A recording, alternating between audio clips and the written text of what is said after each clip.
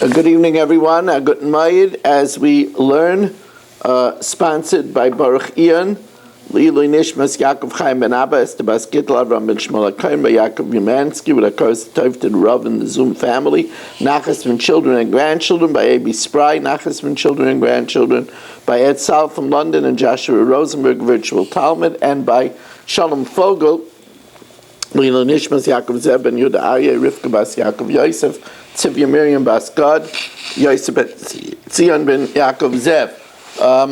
We are holding on Daf Kuf Yud Ches Amid Beis, and we're holding 2 lines from the bottom as we welcome in Mo Kushner, Irving Fishbaum, who we're glad is back with us, battling pneumonia. He should have a refuah shalema b'seich shechel Yisrael. Mel Zachter, Stephen Holtzman, Baruch Ian, Aaron Swade, Eddie Chazan, Yaakov Yumansky, Shalom Fogel, Michal Avram, Yitzi Fuchs, Nachman Chapler, Marshall Castle, Shelley Zeitman, Dr. Udell, Yisrael Fisher, Michal Berish Gesseman, Rich and Reuven's here also, Shannon. Reuven Shannon in our flagship station at Fairways, Fairways, which I'll be back tomorrow night with regular start time tomorrow at 8 o'clock. Regular start time tomorrow. Reuven Pollack, Shimon Klein, Mark Frankel, Avram Rezepkowitz, Yeshua Shmuel, Eisenberg, Moshe Lehman, Yitzi Muller, Daniel Rosenberg, Ilya Shutman, and David Helfgott. Okay, so if you remember, we said that Menashe had 6 portions for the 6 Batei Avos and 4 portions for the daughters of Slavchad. Now, that's extremely strange. And by the way, don't look now, but we have 31 Zoomers here tonight. That's really incredible. It's. If you're counting the heads of the Shvatim, what are you counting? One component, one set of girls of one family. And an obvious question. The pasuk, what's it calculating? Each Phelim Kochoshev, if it's calculating each family member, Tuvahav. And Menashe had a lot more than 10. Ibate Avos Kochoshev, if it's only counting the heads of the tribe, then Shitav, it's 6. What's this that we're counting Tzlafchad separately? Lailam, says the Gemara, as we start Kuf Yotes, Amid Aleph Lailam Batei Avos Kachashiv. We count only the heads of the tribe. But in the daughters of Tzlafchad, there's a special novelty. V'akamash Mlan, the B'nai Tzlafchad, Notlu Chelik B'chora.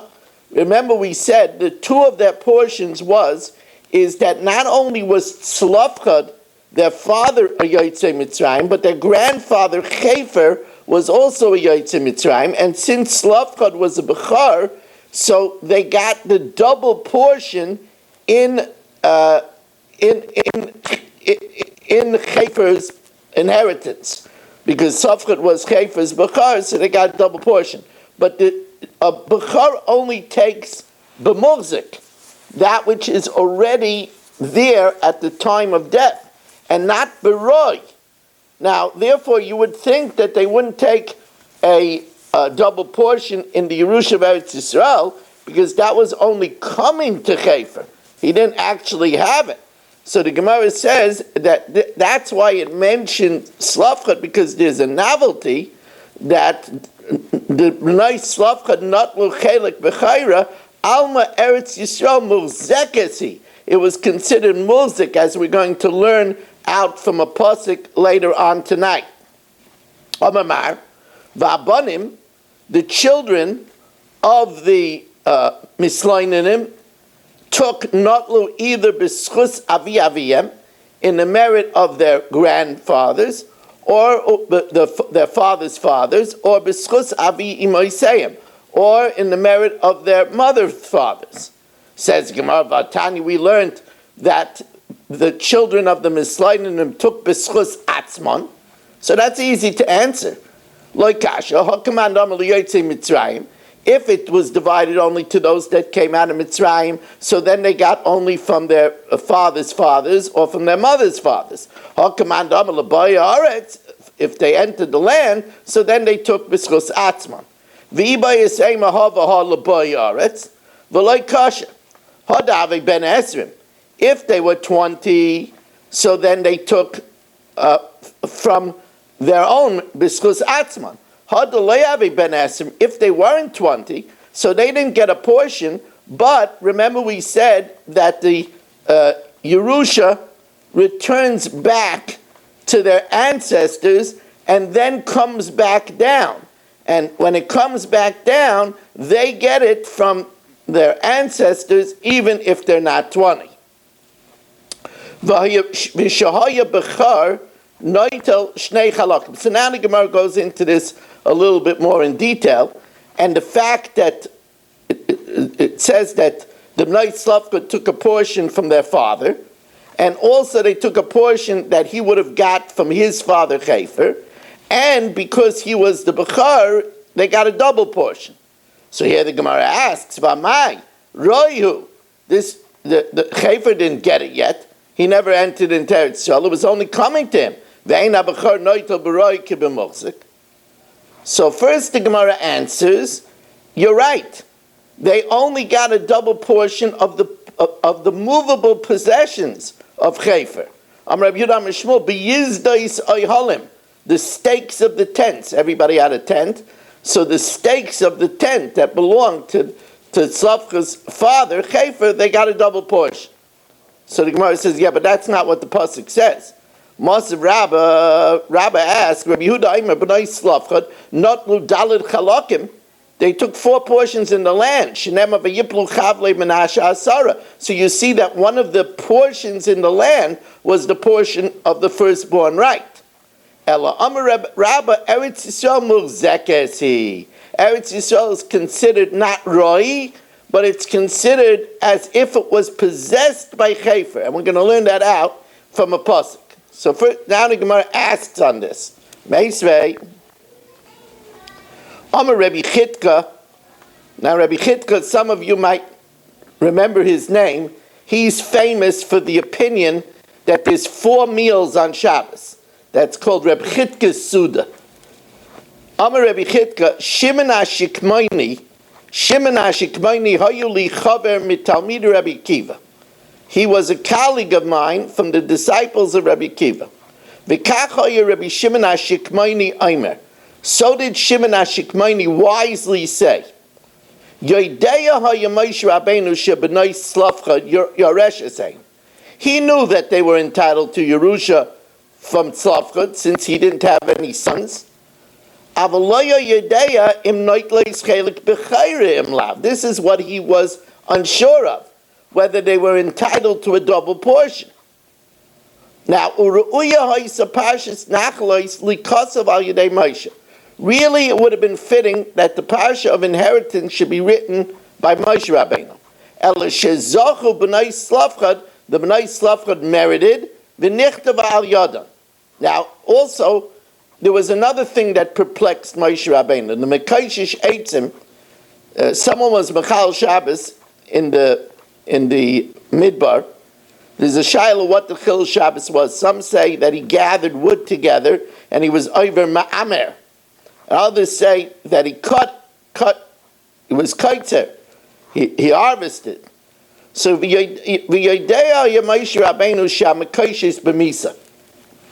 Moshe Rabbeinu knew that the Mekashish Eitzim was going to get executed.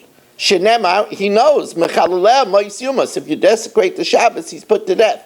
However, he didn't know what type of death it was, if it was strangulation or stoning. Now, again, it should have been written through Moshe. The Mekashish became liable, and it was written through him, to teach you, good things happen by good people, and bad things happen by those that are liable. In other words, we always hope that we should be a messenger of good. And we welcome in Mark Frankel, He was here before, but we didn't see his handsome face, and now we get to see him. It's good to have you. You're the 31st Zoomer of the evening, which is Kale, Almighty. If you remember, I told you it's a great word. The Hashem is called the Almighty. Aleph Lamed, no matter which way you spell it, reads no. Al means no, and Loi means no. So what is that? The God of no? But it's a great might to be able to say no. Ezo Gibar, HaKoveshes Yitzra. Who is mighty? He who conquers his Yitzra. So the ability to say no is a great might. Yitzhak says, well, you're going to go on, Rabbi Weiss, it's 8:30 tonight, it's late, and then he's going to carry on, and it's going to take time. Just go to sleep early. No! That's might. Now, we know that the centerpiece of the sukkah is the reminder of the Anoni HaKavod that came with Schus Aaron. And the Schus Aaron is the Schus Shalom, right? Oyev Shalom, V'raidev Shalom. So the overriding message of the sukkah is Shalom. That, my friends, is another interpretation of a Gibar. In Avos de Rab Nosson, it says, Ezo Gibar, ha'oisa misaynai oyavai. A Gibar is somebody who could make out of an enemy a friend. That's a very big gevura. A person who knows how to convert people who they don't get along with into a friend is a big gevura. It's a big might. And that one of the things that we should all talk to all our families about when we sit under the sukkah is becoming a peace-loving person who tries to get along with everybody, who's Urav Imabrias, the ambassador that we choose, the qualifications for somebody to daven for the Amid on Yom Kippur and Rosh Hashanah, they're praying for the lives of the Kehillah, is a Urav Imabrias, one who gets along with everybody, right? So you think about in the crowd over here, you think about Eddie manages to travel all over the globe and he gets along with everybody, right? Or maybe they chase him out of each town. I'm not sure which one. But the person should try to be Urav Imabrias. So now, the Gemara tells us, V'ik sol kedaitach Eretz Yisrael murzekes, and if Eretz Yisrael is considered possessed by the people in Mitzrayim, then my komistafkale, what was Moshe Rabbeinu doubtful about? So the Gemara says that's exactly what he was doubtful about. He gufa komistafkale. Dichsiv, it says, V'nosati oso lochem morosha ani Hashem. And I gave it to them as an inheritance, I Hashem. To the people of Mitzrayim, I gave it as an inheritance. Does it mean Yerushihi lochem me'avoseichem? Does it mean that it's coming to you from your ancestors? And the ancestors were murzik, they already possessed it, and then the Bnei Safed would get a double portion in the property of Chefer. Dilma, notice it says, V'nasati lochem morasha. It doesn't say Yerusha. Odilma shemorishin. They only have it to transmit, but they never possessed it. Ve'enon yorshin. Upashtulei, and Moshe Rabbeinu resolved it. Travayu. Yerusha lachem me'avoseichem. It's an inheritance from your ancestors. That means Chefer once possessed it. Umarishin ve'enon yorshin. They will transmit it, but they won't actually live there. So it's both. It's considered muzik, it's considered a Yerusha, but they'll never actually possess it because they'll never live in Eretz Yisrael.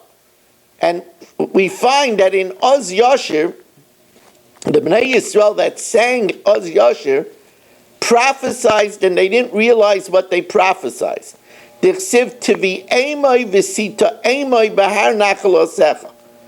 will bring them and you will plant them in your mountain of possession. That means Eretz Yisrael. Now, Tvi'enu le'nemer, it doesn't say you will bring us. Ela Tvi'ema, you will bring them, their descendants, because they would die in the midbar. Malamed shemisnabin, they prophesied, ve'enon yoidim ma misnabin. And they didn't know what they were prophesying. Now, when the Bnei Slavchut presented their question, it says, "Vatamoyna l'fnei Moshe v'l'fnei Elazar HaKohen v'l'fnei Anasiim v'kol ha'eda." They stood before Moshe, then before Elazar HaKohen, then before the princes, then before the congregation. Now, does that mean they asked Moshe first and then afterwards asked his lessers? Efshar amdu l'fnei Moshe, they stood before Moshe and he didn't know. V'lo yamdu em davar, and then they stood by Eliezer. And then v'amdu l'fnei Anasiim v'kol ha'eda. Could it be they asked the lessers after they asked Moshe? Ela siris hamikra, you have to transpose it v'darsheyu and say first they went to the Eda, then they went to the Nasiim, then they went to Elazar HaKohen, and then they went to Moshe Rabbeinu. Rabbi Yosha, Divrei Rabbi Yosha. Abba Chanan Amar Mishum Rabbi Eliezer. Abba Chanan says in the name of Rabbi Eliezer, Bebeis HaMedrash Hayu Yoshvin. They were sitting in the base of Medrash. V'holchu v'amdu lahem lefnei kulan. And they went and they asked everyone. In other words, they asked everyone in the base of Medrash. So the Gemara says, B'mai kamifligi. What are they arguing about? Mar savar cholkin covered l'talmid b'makam harav.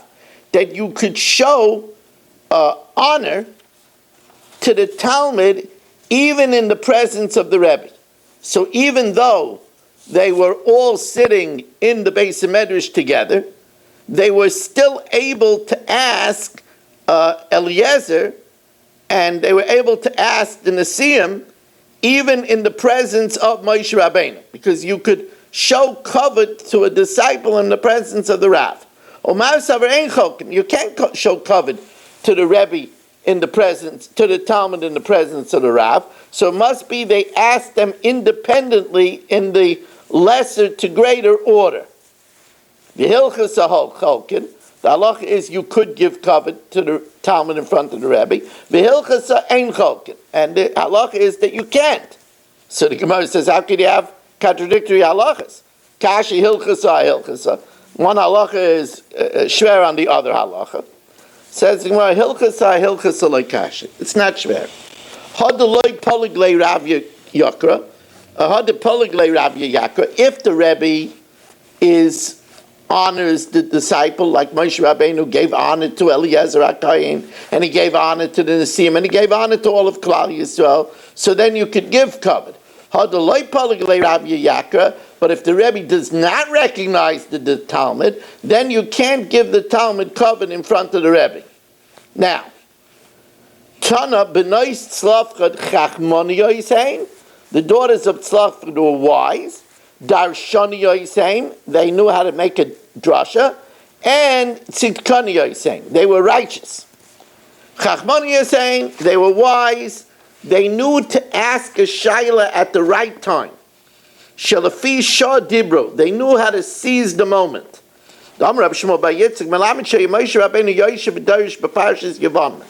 He was sitting and learning the mitzvah of Yibam, that when somebody dies childless, there's a mitzvah to be miyabim the wife. Shenemar kiyesh v'achim yachtav, if brothers live together and one of them dies, there's a mitzvah of Yibam. Amrulai, they said to Moshe, our father's brothers never had a mitzvah to be miyabim our mother. Im keben anu chashuvin, so therefore, if we exempt Yibam like a son, which is the halacha, then Tanala Nanachalak Leben, then we should inherit just like a son. Im Lav, if we're not considered like a son, then Tisyabe Mimenu, why don't you have our mother do Yibam? So Miyad, immediately, Vayakrev Moshe es Mishpatan Lefnei Hashem. Moshe Rabbeinu brought their question before Hashem. Darshani Yosein, they knew how to darshan. Shahayu Aimrais, they said, we know that if our father had a son, we would have no claim. Ilu hayu ben dibarnu. If our father had a son, we wouldn't have a claim. We know that the din is that only in ben ein loy vavartem es nachlosei lebitay. I vatanya bas. It says if there would be a daughter, we wouldn't make a claim. Now that doesn't make sense. They were 5 daughters. What do you mean if there would be a daughter? So I'm Rabbi Yirmiyah samei mikan bas, a race daughter. Abayam, and know what they meant is even if there was left a granddaughter from a son, we wouldn't have it a claim, which we know is the halacha, right? We said not like the tzdokin, that the basa ben gets before the biological daughter. So Abaya Amar afilu haya bas leben, even if our father had a granddaughter from a son, loy dibarna, we wouldn't have made a claim. Tzidkonu yosein, they were righteous. Shaloi nisu ela lahagin lahen, they only married people that were worthy of them, even though they waited till they were 40 plus in order to get married. Tani Rebbe Laz ben Yaakov afilu kitana shebem, even the youngest of them, loy niseis pschusa me'arbam shana, they didn't marry younger than 40 years. They waited till they found a worthy match. Says to him, how could they wait? After 40, it's hard to have children. Ini if she marries before she's 20, she's fertile until 60. Bas Esrim, if she marries after 20, she has children until 40. Bas Arbam, after 40, Shaveni Yoledes. How could they wait till after 40? Saying because they were righteous, they had children even when they're older, like Yocheved. Yocheved had Moshe Rabbeinu when he was 130. A man went from the house of Levi, Vayikach as Bas Levi, and he took a daughter of Levi. Now, Yocheved was at that time 130. After Bas Meyo Shloishim Shana, she was 130, Vikara Bas, and she was called a girl. Now, how do we know that she was 130? It's a simple calculation. You see, Moshe Rabbeinu was 80 when he left Mitzrayim. We know that we were in Mitzrayim for 210 years. Kaminyan Redu, 210. And we know that Yocheved was born as they entered into Mitzrayim. So therefore, if Yocheved was born as they entered into Mitzrayim, and Moshe was 80, so that means that Yocheved was 130, because 210 minus 80 is 130. So we know that she was 130. She was conceived on the road, and she was born as they entered into Mitzrayim. In other words, she was born as they entered the walls of Egypt. She was born to Levi in Mitzrayim. Oisa was the name of Levi's wife. That Osa gave her to Levi in Mitzrayim. Only the birth was as they entered in Mitzrayim. By the way, the idea that Yocheved was born as they entered Mitzrayim is the idea that Hashem creates the refuah before the Makkah. So the refuah to the Makkah of Paro and Mitzrayim was Moshe Rabbeinu. So the Hashem had the refuah born before the Makkah. Now, if she was 130, why was she called a Bas? V'amai korul a Bas. Why was she called Bas? Amar Rav Yehuda bar Zvida Malamid shenolda ba simonei nairis. There was reborn in her signs of youthfulness. Nisadein habasar, the flesh became smooth. Nispashtu hakmatim, her wrinkles, her creases straightened out. The chayzer hayofi lemekayma, and her beauty returned to its place. So the question is, what do you mean that he took her? Well, you know, Amram divorced Yocheved because he said, why are we having children just to die? So it should say, Vayikach, he took her vayalzim abayile. It should say that he returned her, took her again. Amr Rabbi Yehuda bar Zvida malamid she'asa lamaisa likuchin. They made a big celebration, a big wedding. Hoishiva bapirion, they put her in a college year. But Aaron and Miriam Meshayr and Lefaneh, and Aaron and Miriam sang before her. And the celestial angel said, Ema banim smecha. A mother of children should be happy. Now, this was a mysterious behavior because they didn't want to alert to power that they were coming together, because then the killer squads would come to kill the child. So some of the Mefarshim say they did this because since Miriam told Amram that he was worse than Paro, that he was stopping even girls from being born, and his decree was for sure, and he's taking away also Olam Haba, he wanted to be Mefarsim so that the other people should know to take back their wives as well. Now, so we see from here, the Gemara is telling us that just like Yocheved had children miraculously later, so the Bnei Slavchad, even though they got married after 40, had children miraculously later. Okay, Rabbi said we're going to do the Mishnah Yomis now. I want to remind you that tomorrow night, back in Fairways, Be'ezus Hashem, hopefully I'm coming back from Connecticut later tonight, and we'll have shir tomorrow night at 8. We'll do tomorrow night we plan on doing again 2 blot, and then we plan on having for the Shabbos Bereshis table. So that's all tomorrow night, Emir Hashem. And now we're going to learn the Mishnah Yomis.